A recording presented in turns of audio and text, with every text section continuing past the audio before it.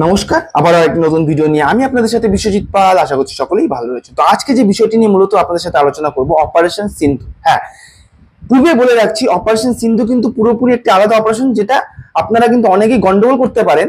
মানে আপনাদের মধ্যে একটা মিসকনসেপশন আসতে পারে যে অপারেশন সিন্ধুরের সাথে।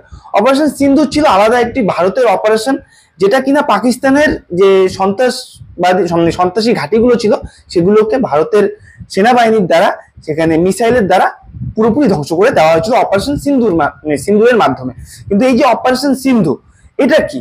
অপারেশন সিন্ধু হচ্ছে বর্তমানে ইরান এবং ইসরায়েলের মধ্যে যুদ্ধকালীন পরিস্থিতি চলছে। আর সেখানেই এই যুদ্ধকালীন পরিস্থিতি চলাকালীন ভারত কিন্তু সেখানে যারা ভারতীয় বাসিন্দা রয়েছে সেখান থেকে কিন্তু তাদেরকে নিয়ে আসার জন্য এই অপারেশন সিন্ধু করা হয়েছে। তো বর্তমানে এই ইরান এবং ইসরায়েলের মধ্যে এই যুদ্ধকালীন পরিস্থিতির কেন সূত্রপাত হলো, এটা আমি এর পূর্বে এই ভিডিওতে আমরা দেখিয়েছি। তো এই ভিডিও যদি লিংক আপনাদের প্রয়োজন হয়, আমরা অবশ্যই এই ভিডিওর ডেসক্রিপশনে দিয়ে দেবো, সেখানে গিয়ে এই ভিডিওটিকে পুরোপুরি দেখতে পারবেন। ঠিক আছে? তো ইরান এবং ইসরায়েলের মধ্যে যুদ্ধের দামামা বেজে গিয়েছে এবং সেখানে কিন্তু দেখা গেছে বিভিন্ন দেশ বিভিন্ন সপক্ষে এবং বিপক্ষে কথাও বলছেন এবং বিভিন্ন দেশের উক্তিও বিভিন্ন রকম। সেই বিষয়ে আমি ওই ভিডিওতেই পূর্বে যেটা দেখালাম, এই ভিডিওতে কিন্তু আলোচনাও করেছি ভারতের অবস্থান কি, পাকিস্তানের অবস্থান কি এবং ইউএস এর অবস্থান। কেননা ইউএস বর্তমানে, ইউএস এর যে প্রধান প্রেসিডেন্ট রয়েছে ডোনাল্ড ট্রাম্প, তিনি কিন্তু সবসময় নিজেকে খবরের একটা হেডলাইনে রাখতে চাচ্ছে। ঠিক আছে? তো যদিও তিনি বর্তমান সময় বিভিন্ন দেশের কাছে হাসির খোরাকে পরিণত হয়েছে তার কিছু কার্যকলাপের কারণে, কেননা ভারত এবং পাকিস্তানের মধ্যেও নাকি সিজফায়ার তিনি করেছেন, যেখানে ভারত কিন্তু পুরোপুরি বিট্রে করেছে।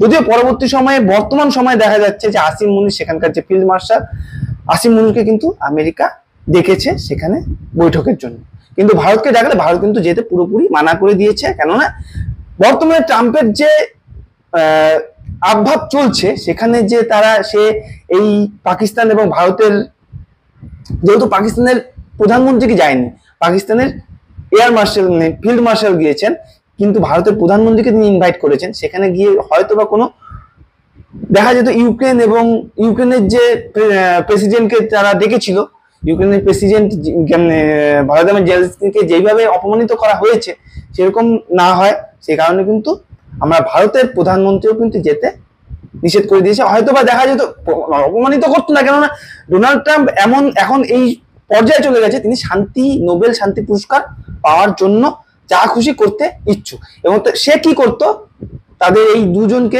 পাকিস্তানের ফিল্ড মার্শাল এবং ভারতের প্রধানমন্ত্রীকে মুখোমুখি বসিয়ে কোন রকম একটা আলোচনা করতো, করে নিজেই বলতো যে পাকিস্তানের এবং ভারতের মধ্যে যে কাশ্মীর নিয়ে ইস্যু ছিল সেটাকে পুরোপুরি সলভ করেছেন তিনি।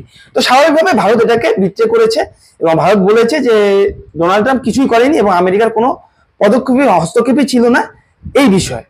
ঠিক আছে? তো আজকের এই ভিডিওতে অপারেশন সিন্ধু নিয়ে জানি। তো ওই ভিডিওটা জানতে, ইরান এবং ইসরায়েলের মধ্যে মূলত কি বিষয়, এই বর্তমানে উত্তেজনাময় পরিস্থিতি এবং আক্রমণ চলছে, ঘাত প্রতিঘাত চলছে, কি কারণে চলছে, সমস্তটাই আলোচনা করেছে ওই ভিডিওতে। তো সেই বিষয় নিয়ে আর আলোচনা করছি না এই ভিডিওতে। ঠিক আছে? তো অবশ্যই ওই ভিডিওটি দেখবেন যদি জানার ইচ্ছে হয় সেই বিষয়গুলো নিয়ে। তো অপারেশন সিন্ধু মূলত ভারতীয়দের, যারা ভারতীয় ন্যাশনালস রয়েছে ইসরায়েলে, তাদেরকে এভাকুয়েট করার জন্যই কিন্তু এই অপারেশন সিন্ধু আয়োজন করা হয়েছে। তো এই অপারেশন সিন্ধু কিছু ক্রাইটেরিয়া রয়েছে। অপারেশন সিন্ধু মূলত ভারতের ন্যাশনাল যারা রয়েছে ইসরায়েলে, তাদেরকে এভাকুয়েট করার জন্য করা হয়েছে। সেখানে বলা হচ্ছে বর্তমান যে ইসরায়েল এবং ইরানের পরিস্থিতি ডেভেলপমেন্ট হয়েছে, সেখানে গভর্নমেন্ট, ভারত সরকার ডিসাইড করেছে যে সেখানে ইসরায়েলে যতজন ভারতীয় ন্যাশনালস রয়েছে এবং যাদের ইচ্ছা সেখান থেকে বের হয়ে আসার, তাদের জন্য কিন্তু এই ব্যবস্থা করা হয়েছে এই অপারেশন সিন্ধুর নামে। তাদের ট্রাভেলের ব্যবস্থা করা হয়েছে Israel to India through land borders and thereafter by air in India. তো প্রথমে ল্যান্ড এবং তার পরবর্তীতে কিন্তু এয়ারের মাধ্যমে, অর্থাৎ ফ্লাইটের মাধ্যমে নিয়ে আসা হবে। তো দেখুন, অপারেশন সিন্ধু কেন নাম দেওয়া হয়েছে? একটা বলতে পারেন সিন্ধু সভ্যতাকে উল্লেখ করে, ভারতের সংস্কৃতি এবং ঐতিহ্যকে মাথায় রেখেই এই অপারেশন সিন্ধু নাম দেওয়া হয়েছে। এরকম পূর্বেও একাধিক অপারেশন হয়েছে এবং সেখানে কিন্তু ভারতের ঐতিহ্য এবং সংস্কৃতিকে লক্ষ্য করেই ভারত নাম দিয়ে থাকে। এছাড়াও এটাও হতে পারে যে রিসেন্টলি পাকিস্তানের সাথে যে আমাদের ভারতের যে উত্তেজনাময় পরিস্থিতি হয়েছিল এবং সেখানে কিন্তু ভারত পুরোপুরি সিন্ধু জল বন্টন চুক্তিকে রদ করেছে। অর্থাৎ ভারত এবং পাকিস্তানের মধ্যে যে সিন্ধু জল বন্টন চুক্তি ছিল সেটাকে কিন্তু উজ্জ্বল করেছিল, মানে সেটা মানতে নারাজ ভারত। এবং সেই সিন্ধু নদকে নিয়েও এবং সিন্ধু জল বন্টন চুক্তিকেও হয়তো বিশ্ব দরবারে, এই সিন্ধু নদকে বিশ্ব দরবারে একটা, এই চুক্তিকে বিশ্ব দরবারে প্রদর্শিত করার জন্যই কিন্তু এই নামটা দেওয়া হতে পারে। এই দুটো হতে পারে, কিন্তু এটা পুরোপুরি কিন্তু ডেসক্রিপশন নেই। ঠিক আছে, কি কারণে সিন্ধু নাম দেওয়া হয়েছে অপারেশন সিন্ধু, তো এটা ধরে নিন যে অপারেশন সিন্ধু এই দুটো কারণের উপর একটাতে ডিপেন্ড করেই হচ্ছে। তো in view of this above, তো উপরের যে উল্লেখিত ব্যাখ্যা দেওয়া হয়েছে এবং কি কিভাবে ভারতে করা হচ্ছে, আয়োজন করা হচ্ছে, সেখানে কিন্তু দ্য এম্বাসি অফ ইন্ডিয়া অর্থাৎ তেল আবিবে যে ভারতের দূতাবাস রয়েছে তারাই কিন্তু অ্যারেঞ্জ করেছে এই ভারতীয় জনতা যারা সেখানে অবস্থান কর্মরত বা শিক্ষার জন্য গিয়েছিল তাদেরকে এভাকুয়েট করার ব্যবস্থা করেছে। All Indian nationals are requested to register themselves, মানে সমস্ত যারা ভারতীয় ন্যাশনালস রয়েছেন সেখানে অবস্থান করছেন, তেল এবং ইন্ডিয়ার এম্বাসি তাদেরকে কিন্তু একটা লিঙ্ক দিয়েছেন, সেখানে গিয়ে তাদেরকে রেজিস্টার করতে হবে। এবং যারা ইতিমধ্যে এখনো রেজিস্টার করেনি তাদেরকে রেজিস্টারের জন্য অনুরোধ করা হয়েছে, যাদের সেখান থেকে ছেড়ে ভারতে আসার ইচ্ছা রয়েছে। In case of any queries, যদি কোনো রকম জিজ্ঞাসা থাকে সেজন্য 24x7 আওয়ার্সের কন্ট্রোল রুম এস্টাবলিশমেন্ট করা হয়েছে এবং সেটা আর কি ভারতের এম্বাসিতেই করা হয়েছে এবং তেল আবিব তরফ থেকে টেলিফোন নাম্বারও দেওয়া হয়েছে। ঠিক আছে, তেল আবিবে যে ভারতের এম্বাসি রয়েছে সেখানে তরফ থেকে কিন্তু টেলিফোন নাম্বারও দেওয়া হয়েছে, অর্থাৎ সেখানে হেল্পলাইন নাম্বার দেওয়া হয়েছে। তো এই দুটো হচ্ছে হেল্পলাইন নাম্বার, তো এই নাম্বারে কিন্তু যোগাযোগ করা যেতে পারে এবং এছাড়াও ইমেল আইডিও কিন্তু প্রদান করা হয়েছে বিভিন্ন কোয়ারিজের জন্য। এছাড়াও এই ওয়েবসাইটে রেজিস্টার করতে হবে যারা এখনো করেননি, কেননা একটা তো প্রোটোকল রয়েছে, সেই দেশ থেকে তাদেরকে এভাকুয়েট করা হচ্ছে। যদি প্রপার রেজিস্ট্রেশনের মাধ্যমে নিয়ে আসা হয়, কতজন আসলো কতজন গেল এটা কিন্তু পরবর্তী সময় সামনে আসবে না।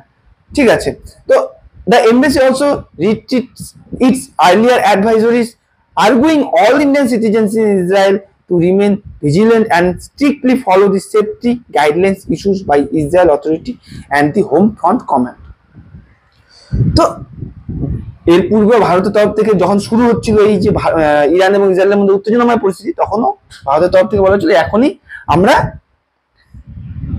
আমাদের ভারতীয় জনগণদের সেখান থেকে চলে আসার কথা বলছি না, তবে পরবর্তী সময়ে যদি প্রয়োজন হয় তাদেরকে এভাকুয়েট করা হবে এবং বর্তমান সময়ে এটাই সিদ্ধান্ত নেওয়া হয়েছে এবং এর পূর্বে বলা হয়েছিল তারা যেন সেফেস্ট প্লেসে চলে যায়।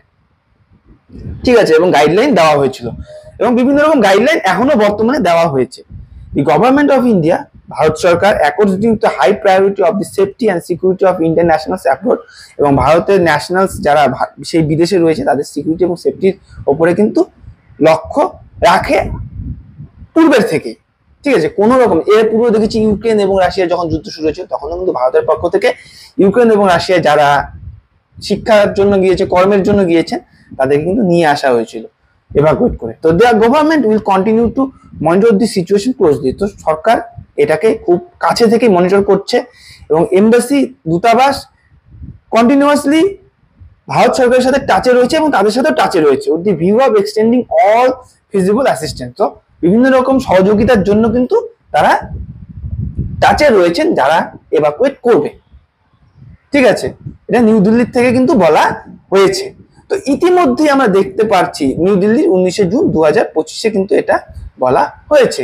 তো বর্তমান সময়ে দেখতে পাচ্ছি যে কতজনকে ফার্স্ট ট্রিপে নিয়ে আসা হয়েছে। তো the Messi remains continuously in touch with community with the view extending feasible, যেটা বললাম। The first evacuation flight under Operation Sindhu carrying 110 Indian citizens, তো প্রথম যে evacuation প্রসেস চলেছে এবং ফ্লাইটে নিয়ে আসা হয়েছে সেখানে 110 জন ভারতীয়দেরকে নিয়ে আসা হয়েছে এবং সেটা নিউ দিল্লিতে পৌঁছেছে। কোথা থেকে? ইয়ারেভান, আর্মেনিয়া, আর্লি ইন ডেস। তো 110 জনকে ইতিমধ্যে নিয়ে আসা হয়েছে, যেটা ইয়ারেভান আর্মেনিয়া থেকে নিউ দিল্লিতে পৌঁছেছে। The mission was launched by India to evacuate its nationals from Iran amid escalating Iran and Israel conflict. তো ইরান এবং ইসরায়েলের যে কনফ্লিক্ট চলছে বর্তমান সময়ে এবং বলা হচ্ছে যে পরবর্তী সময়ে এটা আরো চরম আকার ধারণ করতে পারে, যদিও এই সুযোগ বর্তমানে আমেরিকার সরকার, আমেরিকার যে ট্রাম্প, তিনি ইরানকে ইসরায়েলকে উস্কাচ্ছে এবং বর্তমানে রুশও আবার এসেছে ইরানের পাশে। তো বর্তমান সময়ে কি পরিস্থিতি পরবর্তীতে হতে চলেছে এটা কিন্তু দেখার বিষয় রয়েছে। আর ভারতীয়দের পেছনে, ভারতীয় যারা শিক্ষার্থী এবং ভারতে যারা কাজের সূত্রে বিদেশে যায়, ভারত সরকার কিন্তু বরাবরই তাদের সাথে থাকে কোনো বিপদ সংকুল পরিস্থিতিতে। এবং বর্তমানেও দেখা যাচ্ছে ইরান এবং ইসরায়েলের এই বিপদ সংকুল পরিস্থিতিতে আবারও সেই ভারতীয়দের পেছনে, ভারতীয়দের সাথে এবং ভারতীয়দের পেছনে কিন্তু ভারত সরকার রয়েছে এবং সেখানকার দূতাবাসের মাধ্যমে তাদেরকে অ্যারেঞ্জ করা হয়েছে এবং তারা দিল্লিতে এসে পৌঁছেওছেন। তো এই হচ্ছে ব্যাপার। তো এই অপারেশন সিন্ধু কিন্তু অপারেশন সিন্দুরের থেকে আলাদা। অপারেশন সিন্ধু এবং অপারেশন সিন্দুরকে গুলিয়ে ফেললে কিন্তু চলবে না, ঠিক আছে? আর অপারেশন সিন্ধুর সেটা যে আমাদের পুরোপুরি বন্ধ শেষ হয়ে গেছে এমনটা নয়। ভারত বলেইছে ভারতের বিরুদ্ধে কোনো সন্ত্রাসবাদী হামলা হলে বরাবরই এই অপারেশন চলতে থাকবে এবং সন্ত্রাসবাদীর বিরুদ্ধে ভারত আগাগোড়াই অ্যাক্টিভ এবং পরবর্তী সময় অ্যাক্টিভ থাকবে, ঠিক আছে? এবং অপারেশন চলতে থাকবে। কিন্তু এই অপারেশন সিন্ধু কিন্তু ভারতীয়দেরকে এভাকুয়েট করার অপারেশন ইসরায়েল এবং ইরান থেকে। মূলত ইসরায়েলের কথা বলছে।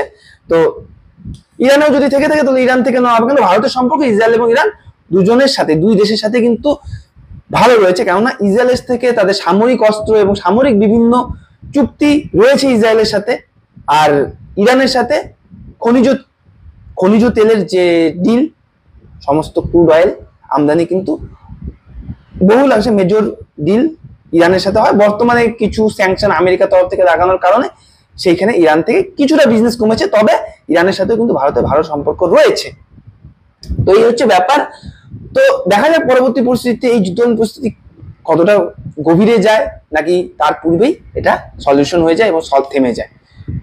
অবশ্যই নিরীহ মানুষকে হত্যা করা এটা কোনো বুদ্ধিমত্তার কাজ নয় এবং ইসরায়েলের তরফ থেকেও সেখানকার সাধারণ মানুষের উপর আক্রমণ এবং ইরানের তরফ থেকেও সেখানে আক্রমণ করা হচ্ছে। এখানে সাধারণ মানুষ কিন্তু ক্ষতিগ্রস্ত হয়। যে কোনো যুদ্ধতে সাধারণ মানুষ কিন্তু যখন সাধারণ মানুষের উপরে জিনিসটা নেমে আসে তখন কিন্তু একটা চিন্তার বিষয় এসে দাঁড়ায়। দেখা যাক পরবর্তী সময় কি হয়। তো অবশ্যই যদি ভিডিওটি ইনফরমেটিভ মনে হয়, ইনফরমেটিভ বলতে আমি এটাই একটা নিউজের মাধ্যমে এসেছে, তো এটাই দেওয়ার চেষ্টা করুন যে যারা ভারতের ন্যাশনাল সেখানে রয়েছেন তাদেরকে এভাকুয়েট করেছেন ভারত সরকার। তো এই ছিল বিষয়। তো ইনফরমেটিভ মনে হলে লাইক করবেন, বন্ধুর সাথে শেয়ার করবেন যাতে তারাও অবগত হয়। এবং অবশ্যই যারা চ্যানেলে নতুন রয়েছেন এখনো চ্যানেলটিকে সাবস্ক্রাইব করেনি, সাবস্ক্রাইব করে দিয়ে পাশে দেওয়া বেল আইকনে গিয়ে অল নোটিফিকেশনে ক্লিক করবেন যাতে করে পরবর্তী সকল ভিডিও নোটিফিকেশন আপনাদের কাছে সবার আগে পৌঁছে যায়। তো চলুন পরবর্তী ভিডিওতে আবারও দেখা হচ্ছে। সবাই সুস্থ থাকবেন, ভালো থাকবেন। জয় হিন্দ, জয় ভারত।